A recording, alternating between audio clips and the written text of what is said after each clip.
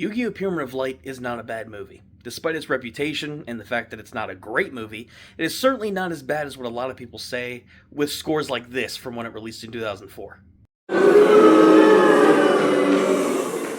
movie has some very impressive visuals and some really nice and flashy duel animations. Obelisk the Tormentor and the Winged Dragon of Ra!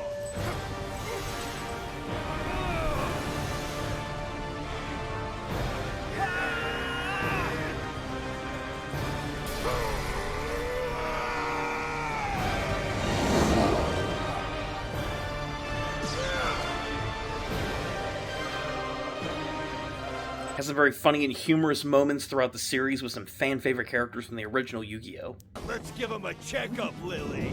Say oh! Yeah! What the? It has some very iconic and memorable moments that make the story worth watching.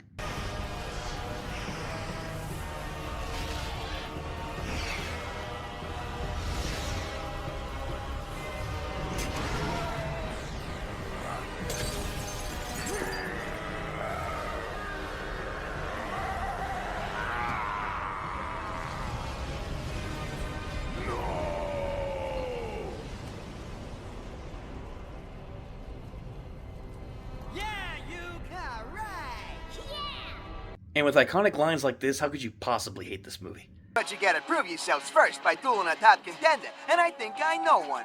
Seto Kaiba? So if you wanna get to the king of games, you'll have to go through me, the godfather of games, Capiche? All jokes aside, this movie is actually better than what a lot of people think. Regardless of whether you're a Yu-Gi-Oh! Fan or not, this movie has some very impressive animation, a pretty good story if you're a fan of the original Yu-Gi-Oh!, as well as another iconic duel between Yugi and Kaiba, as well as the fact that this movie is a very simple and straightforward premise that can really get you engaged with all sorts of little details that fans will appreciate, like actual descriptions on the cards, impressive animations, and some very humorous moments with our fan-favorite cast members. However, this movie is not perfect by any means. The plot has a lot of moments where it drags out and gets pretty boring, like the moments where Yugi and friends are sucked into the Pyramid of Light, moments of the Yugi-Kaiba duel that really could have been amped up and better decisions could have been made, and Anubis being an extremely generic villain that really doesn't stand out compared to the other awesome villains that we had in the original anime.